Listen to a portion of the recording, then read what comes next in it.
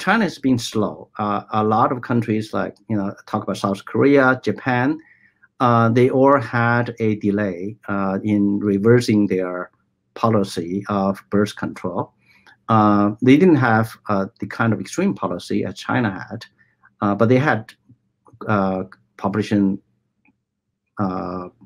family planning policies in South Korea.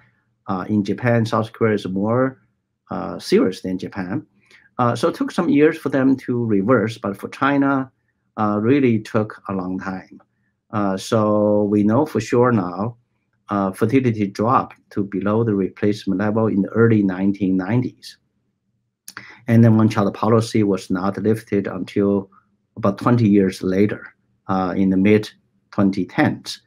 And so China first launched this very extreme policy and then dragged its feet to lift the policy. And even during the process of lifting the policy, it has been kind of slow. 2013, it started a partial lifting of the policy. 2015, they announced a full lifting of the policy, but still kept a tail.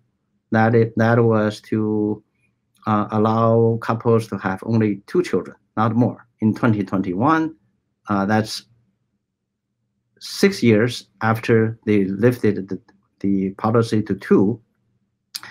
They announced the policy to allow couples to have 3 children, but it's a policy that actually still has an element of birth control, because China did not say that people can have whatever number of children people want to have, but they're allowed to have 3.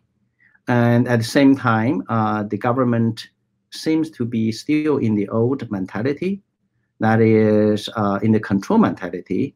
Now they want to implement a 3-child policy to make people to have 3 births if they could. And that policy came out, announcement, with a lot of ridicule and laugh in the society, because young people are saying, what are you thinking?